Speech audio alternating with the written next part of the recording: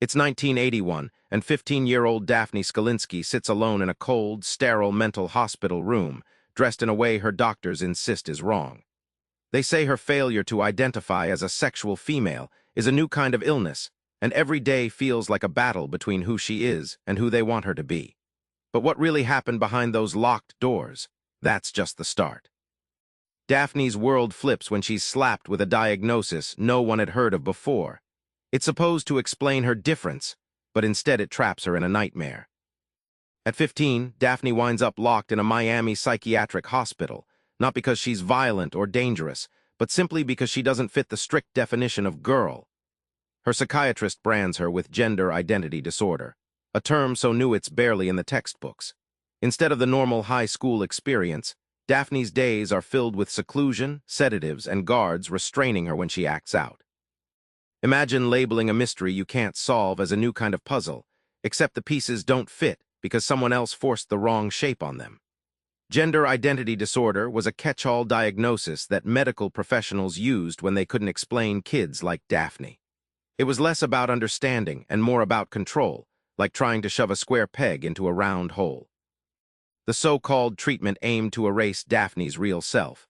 They pushed her to learn girl skills, doing makeup, curling her hair, obsessing over boys. The goal wasn't healing, but enforcing a rigid gender script. This brutal conformity stunt turned her adolescence into a battleground, exposing how medicine can sometimes harm when it tries to fix difference. Daphne's hospital isn't a place of comfort. It's a machine designed to grind down anyone who refuses to fit the mold. The methods, harsh, bordering on cruel.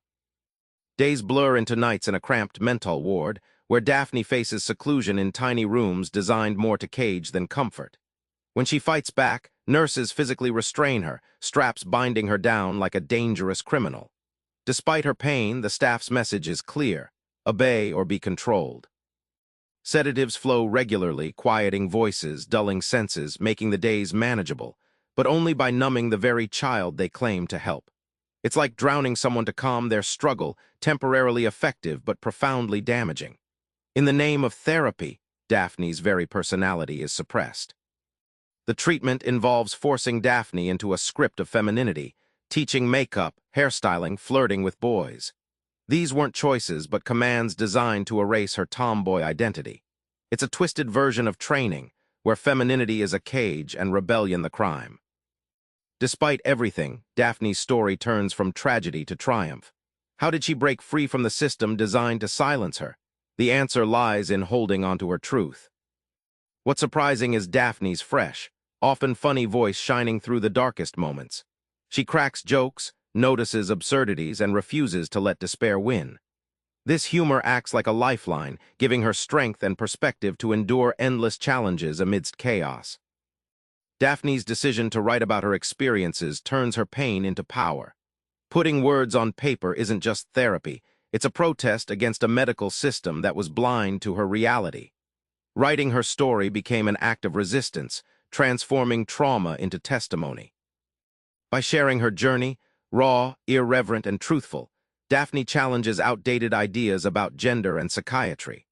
Her story exposes how many children like her were harmed, sparking conversations that force medicine and society to rethink rigid norms. It's proof that one voice can ignite change. Remember that cold hospital room where Daphne sat, stripped of choice and identity? That's not just her story, it's a cautionary tale about systems that punish difference instead of embracing it. So here's your takeaway. Next time you feel boxed in by society or expectations, find your voice. Write, joke, defy, because your true self is worth fighting for. Subscribe for more book summaries like this one.